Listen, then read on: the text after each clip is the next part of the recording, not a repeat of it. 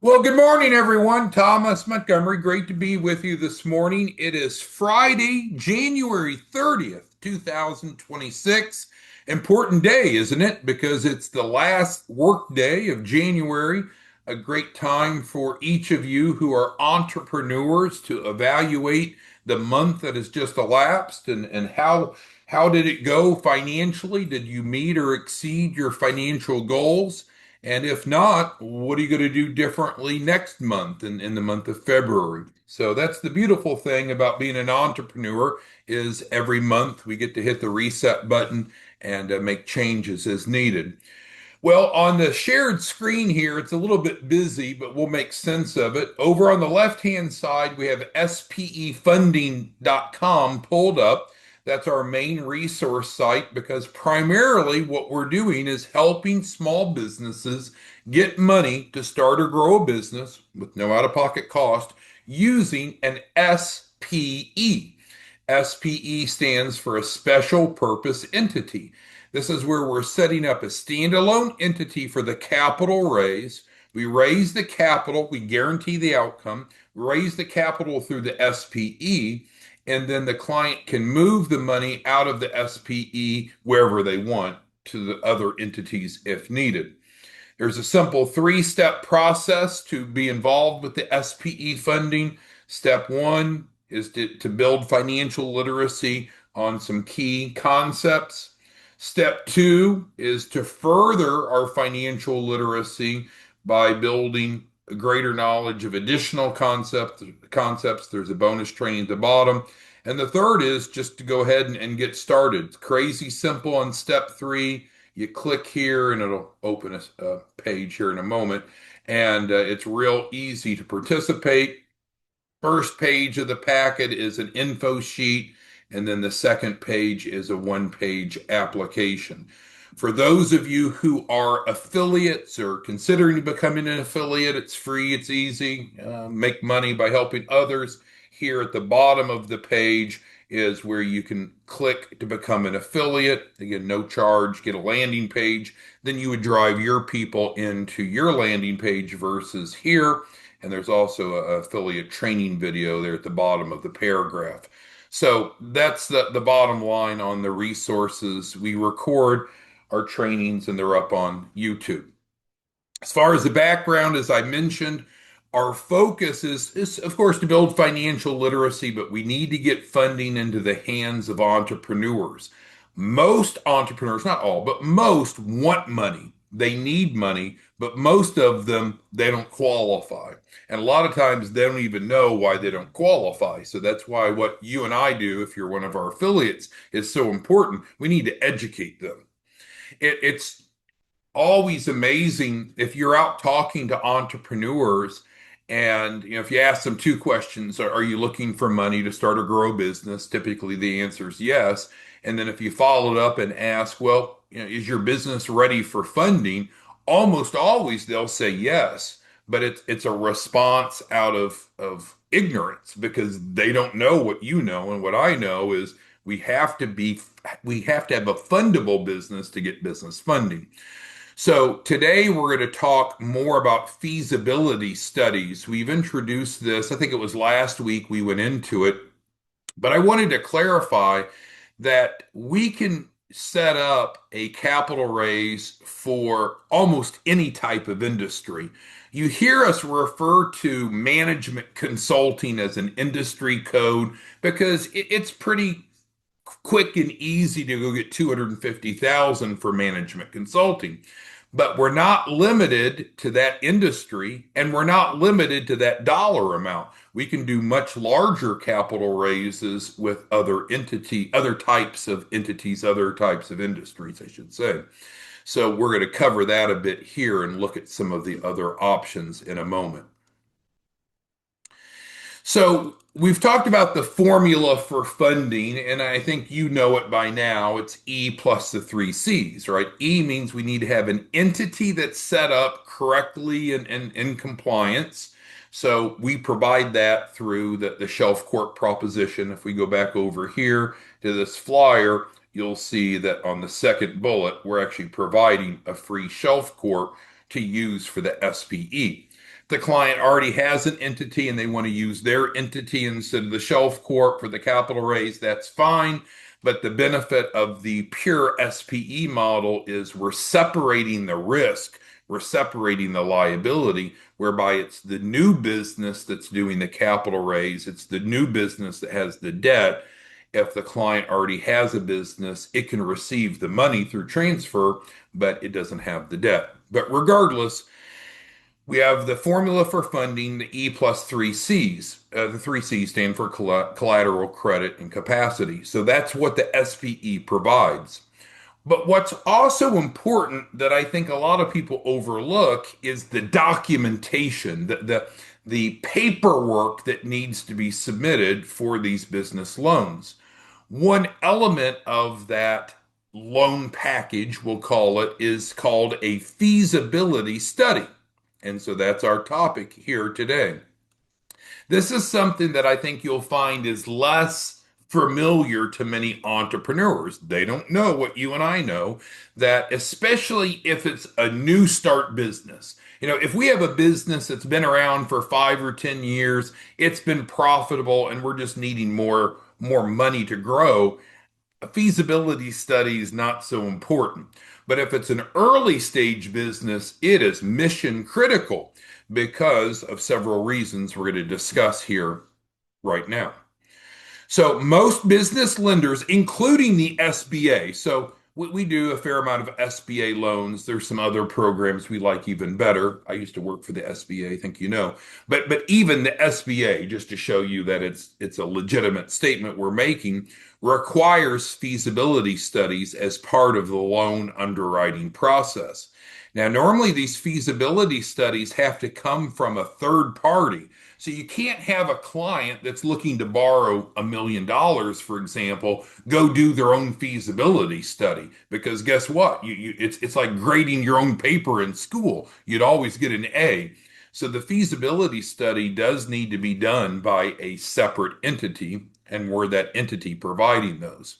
So the feasibility studies are part of the loan underwriting process to ensure that the proposed business venture is viable and capable of repaying the loan. So there's this juggling act that you and I, assuming you're one of our affiliates, face. We have clients that just want funding. And then on the other side of the transaction are the lenders, and the lenders want to fund businesses that can repay them. And so we need to build the story, the package, the documentation to show that the borrower is low risk, that the borrower can and will repay the loan. So, with that being said, let's scroll down here a bit and let's talk about what a feasibility study includes. It's an in-depth analysis of a number of factors that influence the success of a business. It provides lenders a clear understanding of potential risk and returns. And we're going to go through and look at some other examples. So again, our bread and butter is management consulting as an industry code and getting 250,000 for that. We guarantee that'll work, not a problem. But you're going to, trust me, you're going to run into clients if you're out active educating, building financial literacy, people that need more money or it needs to fit a different industry. And that's okay. We can accommodate that. That's what we're trying to demonstrate to you today if they need a custom package. So, what's typically included in the feasibility study, you might ask? Well, number one, it's an assessment of the viability of the business. It includes financial projections and sustainability. It identifies the risks and how the client is going to mitigate those risks. And it also looks at more of the macro environment, as they would say, looking at the environmental and regulatory issues. So this isn't something that we can just go use Chat GPT and put together. It's not, number one, it needs to be from a third party, but certainly there's lots of general information out there, but the level of standard of content for a large business loan for a feasibility study is much higher. And that's why we use IBIS World. Now, frankly, you can go to IBIS World and you can get reports, and each report is about $2,000. Now, we pay for those through our program, so you and your client doesn't have to. But again, we're very transparent. You can go to IBIS World and you can get a report for each of your clients, but do expect to spend about $2,000 per report. Even when you get the report, though, there's still more work that needs to be done. The IBIS World Report's going to give you some great industry information and some local information, but there's another layer of preparation that needs to be done that's kind of connecting the client specific circumstances to the broader report. But we'll take care of that for them. You don't have to worry about that. So, as stated, we provide this crucial element, the feasibility study, so clients can receive funding. And again, if they'll follow our model, we can guarantee it. And that's what makes the SPE approach so different. And it's identified over here on the website as far as that it's guaranteed 250,000. Again, that's assuming that we're using the standard management consulting. If they want more than 250,000, we need to do one of two things. We either need to repeat this process multiple times, or we need to change the industry off of management consulting to one of these others. And that's what I want to review with you today so you're aware of some of the other industries. There's almost 1,000 other industries that we could build it off of. So, with that being said, scroll down a bit and then we'll get over to the IBIS World page. So, fundable industries. Well, I guess this is what I just described. So, does anyone have questions to understand what I'm trying to communicate? If the client just wants funding, the quickest and easiest way will be to use the SPE and allow us just to build the projections off of management consulting because it's kind of simple and pretty much anyone could do that, right? You could have a lot of education or little education. You could have prior experience or not prior experience because what we're doing is we're plugging them into a system. It's not a franchise, but we're plugging into a system that meets that credibility criteria. So that's what you're going to probably see most clients want to do. If you have a client that has a unique circumstance where they want more than 250,000, that's okay.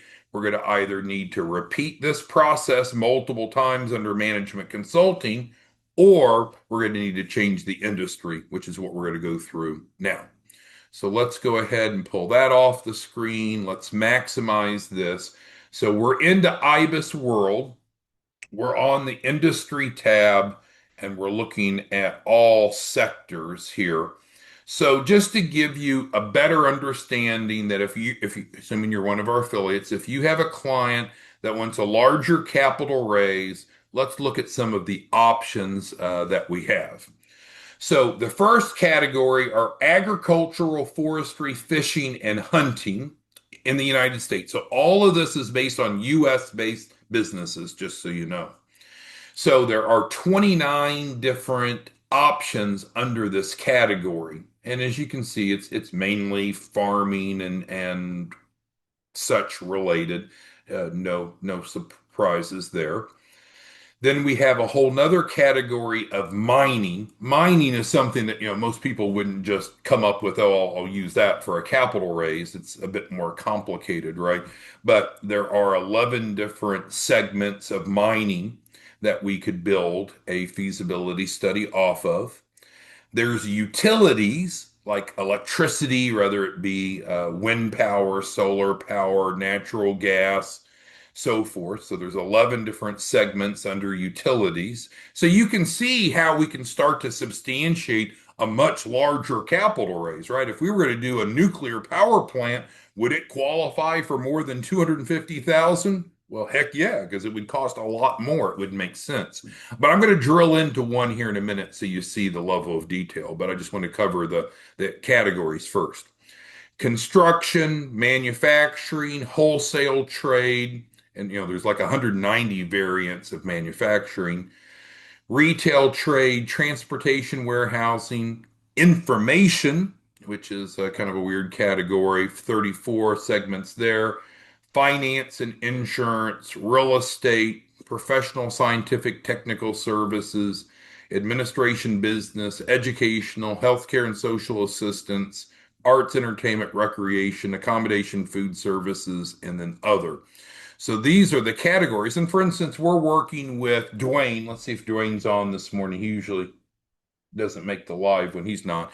But he and his significant other have a hair salon. So let's go ahead and dig into the hair salon because that's something that's relevant to one of our clients. So let's close it. So now we're drilling in to the type of data that we can get when we're building out a feasibility study. So we're going to start at a high level, the macro level, what's going on in the industry, and then we're going to drill it down to what's going on in that specific community, why there's a need, why there's an opportunity for Dwayne's specific business in the area that it's in. What I covered earlier is if we're looking at an existing business, this is less crucial. But if it's a new or an early stage business, this is mission critical. All right, so hair and nail salons, you can see that there's an index over here, and it gives us some high level information about how big is the industry overall, and then how is it producing. So, for example, the hair and nail salon industry is increasing nicely at almost 8% a year. Profits are up, revenues up, profit margin down a little bit, interestingly. Wages, what we have to pay people to work for us is going up. Can't use a lot of AI for cutting people's hair, right? It's going to take real people. Breaks it down into categories so we can look more deeply. Is it haircuts? Is it nails? So forth. We can identify what is commonly asked by lenders is a SWOT analysis, strengths, weaknesses, opportunities and threats. So that's built in. So that makes it a lot easier. What are key external drivers? So there's a lot of information, but what I wanted to do is look at some specific areas for you, such as segment benchmarking. So you notice when we're putting together loan applications, commonly they ask, how many employees do you have? Does the client have? Now, if we're building a new company, we can say that we're going to have as many employees as we want. But it makes a big difference in terms of when the lender gets the application, they're going to cross-reference what we've presented, and it has to match up. So, for example, staying in the hair and nail salons in the US, we can segment it by how many employees we have, and that makes a big difference in the expected performance. So let's start with a really small segment. We're very small. We have 0 to 4 employees. So we click on that. Then we're able to break down statistics about what's going on in that very small segment. And in fact, the average revenue is only 43,000 a year for very small. But let's go back up and let's say that no, we're not going to be that small. We're going to be bigger. Let's say we're going to have between 20 and 99 employees. Now our average revenue has shot up, just for one example of one variable, to over 374,000. So we have to tell a story to the lender that makes sense. And that's what a lot of your clients aren't thinking. They want to skip all this. Just give me the funding. Where's the funding? Well, we have to qualify for the funding. So we could spend a lot more time, but the bottom line is this, and let me pull back over our notepad here. Together, you and I, we can help people get funding legitimately. We can guarantee 250,000 if they'll follow per SPE. We can guarantee 250,000 per SPE if they follow our normal model, which is management consulting. But if you have a client that needs more, that's okay. We're going to have to make a decision, right? Make a decision. Do we either repeat this SPE multiple times, which it's designed to do? We can repeat it 2, 3, 4, 10, 20, 30, 100 times. That's fine. or we need to change the industry to be able to substantiate the amount of capital. So, one final example. So, let's go back to where we were, and let's say that we're proposing to open a hair salon that's going to be really small. So, we'll go back to the 0 to 4 category, get back up to it. Okay, great. So 0 to 4, and that's where we had the average revenue that is expected is very little. So if we wanted to go borrow $1 million to be a really small hair salon, it doesn't make sense. It just statistically doesn't make sense. We don't have enough bringing coming in that we should be able to even afford the debt payment. So that's why the loan package, the business plan, the projections, the feasibility all needs to fit together. And that's the responsibility that we take. So with that being said, if you know of anyone that's looking for funding, you can bring them to spefunding.com. You can get set up as an affiliate if you'd like. You make 5,000 on the front end, plus you make a couple points in the back end. Or if you're just simply looking for funding, you don't want to be an affiliate, this is where you'd go as well.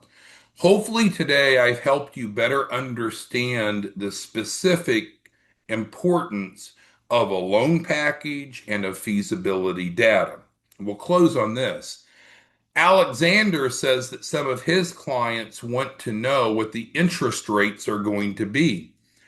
We don't know. It's going to be based upon the lender. We're not the lender. We and you could get in trouble if you and I go out and say, oh, you're going to get 8% interest because you and I are not the lenders. And if we're making promises, commitments of something that's not in our control, that's not a good practice. So wouldn't recommend that. What you could let them know is, well, you're going to get market rates. One of the things I do, Alexander, when people ask me what's my interest rate going to be, I often ask them, well, what do you want? What do you want your interest rate to be? And then also I'll ask, do you even know what the current prime rate is? Some people don't even know what the fuck prime rate is. And here they are trying to evaluate you on interest rates. So if they know what prime rate is, or you educate them, and if they're looking for an interest rate that's lower than prime rate, that's pretty unreasonable. So what I like to do, Alexander, is separate. If they want to talk to the lenders first, they can go talk to Chase Bank or Wells Fargo or Bank of America and find out what their interest rate would be. But most lenders won't quote rates or terms until there's an approval. And most of these people, without your and my help, Alexander and the other 631 of you on the live Zoom, aren't going to qualify. So they first need to focus on qualifying. Then we can work with them to find the right lender with the right terms. They're never stuck accepting terms that they don't like, that they don't want to accept. All right. Well, thanks everyone. We will see you back Monday morning. Hopefully, you know a little bit more about feasibility studies and the documentation that's needed for a large capital raise. See you all Monday. Have a great weekend. Bye bye.